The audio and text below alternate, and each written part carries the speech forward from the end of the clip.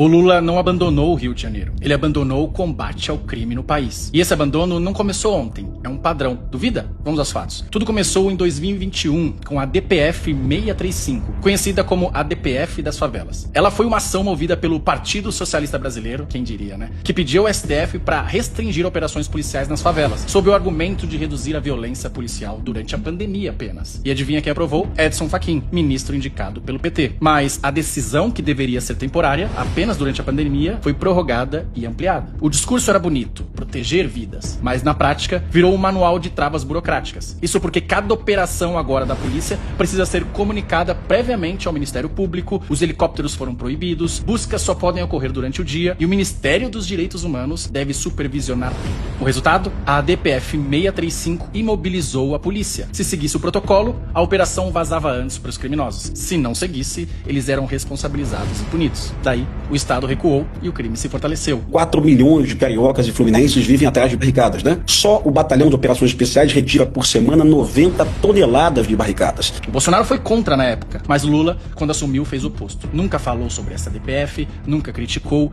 nunca tentou mudar. Preferiu o silêncio. Sem poder agir, daí os governadores começaram a pedir que Lula aplicasse a GLO. Pra quem não sabe, a GLO, Garantia da Lei e da Ordem, ela é usada apenas em situações extremas, quando as forças estaduais já não conseguem mais garantir a segurança da população. Com a GLO, o Exército, a Marinha e a Aeronáutica entram em ação com poder de polícia, isso para poder retomar territórios dominados pelo crime. Mas em 2023, o Lula deixou claro, não decretaria GLO no Rio, porque não queria forças armadas nas favelas brigando com bandidos. Enquanto eu for presidente, não tem GLO. E quando o Lula se omitiu negando a GLO, o crime organizado agradeceu de novo.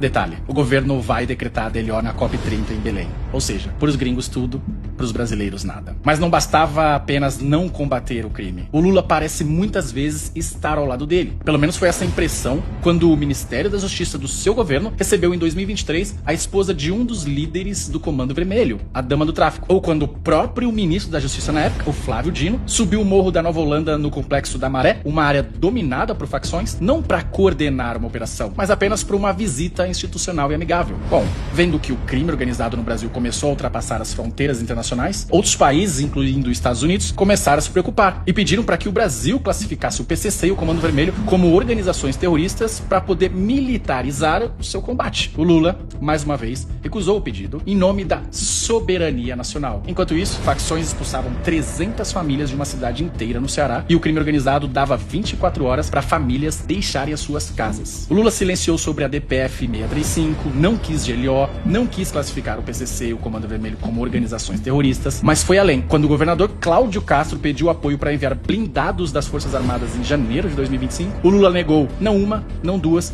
mas 3 vezes. O governo o justifica, diz que prefere o diálogo. O problema é que o crime não quer diálogo, quer território e o governo entrega. Especialista elogia, mas o povo que vive a realidade. Por isso, 55% dos brasileiros avaliam a segurança pública do governo Lula como ruim ou péssimo. Basta olhar para onde o PT governa para entender que é um padrão. Na Bahia, estado que já é governado pelo PT por 19 anos, a taxa de homicídio nesse período aumentou mais de 104% desde que o PT assumiu. No Ceará, depois que o PT assumiu o governo, a taxa de homicídios cresceu mais de 10% e já é a segunda maior do país. 2 estados, o mesmo partido, o mesmo resultado. Lula não é o presidente que combate o crime. É o presidente que, quando não joga contra, se omite. E quando não se omite, normaliza. Diz que tudo bem um bandido roubar um celular pra tomar uma cervejinha e que o traficante é que é a vítima do usuário. Por isso, o título é simples e direto. Lula é o preferido dos traficantes. Porque no Brasil de Lula, quem governa é a criminalidade.